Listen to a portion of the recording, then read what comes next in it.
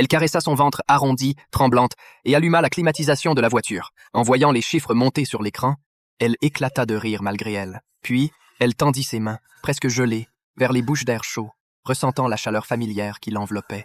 Elle ferma les yeux, savourant ce moment de chaleur. Mais, la seconde suivante, une douleur aiguë surgit dans son abdomen. Elle sentit que l'enfant allait bientôt naître, mais la branche coincée dans sa poitrine la retenait sur le siège passager, l'empêchant de bouger. Elle n'eut d'autre choix que de saisir le talkie-walkie pour demander de l'aide. Mais la seule réponse fut un silence de mort. Elle tenta de retirer la branche, mais la douleur intense la fit presque suffoquer. Cependant, l'hémorragie persistante dans la plaie signifiait qu'il fallait absolument sortir de cette situation. Elle pensa alors à grimper par la fenêtre de la voiture, mais, à l'extérieur, c'était un abîme sans fond. Elle ne se laissa pas paniquer. Elle posa un pied sur le siège du conducteur, et le verre tranchant faillit lui transpercer la gorge.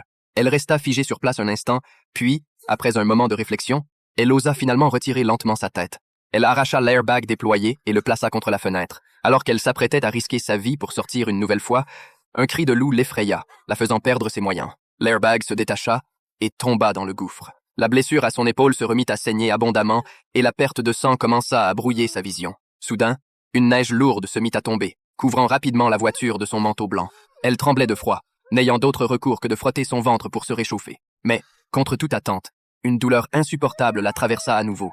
Elle savait que c'était le signe que l'enfant était sur le point de naître.